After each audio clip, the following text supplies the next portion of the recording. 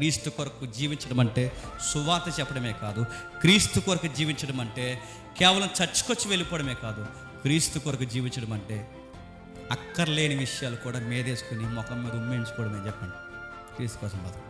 అప్పుడప్పుడు అంటారు, మనకి సలహాలు ఇస్తారు, నేను చెప్పాను వెళ్ళొద్దని, అలా ఉండాలని చెప్పాను కదా, అక్కడికి వెళ్ళొద్దని చెప్పాను, జరిగిందా? నీకు ఇలా జరుగుద్దని చెప్తా, జరుగుద్దని తెలుసు, నష్టం ఉంటుందని తెలుసు, అయినా సహాయం చేయాలి. అదే ఎలా బ్రదర్ అంటే అది యేసుక్రీస్తులాగా. ఎందుకంటే ఆడు దొంగ అని తెలుసు, ఆడు దోసుకుంటున్నాడని తెలుసు, వాడు అన్నీ అని తెలుసు, కానీ ఆయన భోజనం బల్లో పక్కన కూర్చోబెట్టుకుని వాడికి రొట్టు ముక్కిరిసి వాడికి తినిపించి నువ్వు చేయాలనుకున్నది త్వరగా చేయి, బట్ నేను ఎప్పటికీ నిన్ను ప్రేమిస్తూనే. చెప్పండి, అది లివింగ్ ఫర్ క్రైస్ట్ అంటే. ఇతరుల కొరకు చచ్చిపోతాడంట, అది గొప్ప విషయం. ఇతరుల కొరకు నువ్వు వాళ్ళ కోసం చచ్చిపోవడం ఏంటో, నీకు ఏమైనా మెంటల్ అంటే?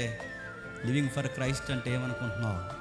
ఇతరుల నిమిత్తం ప్రాణం పెట్టడమే. చెప్పండి, లివింగ్ ఫర్ క్రైస్ట్.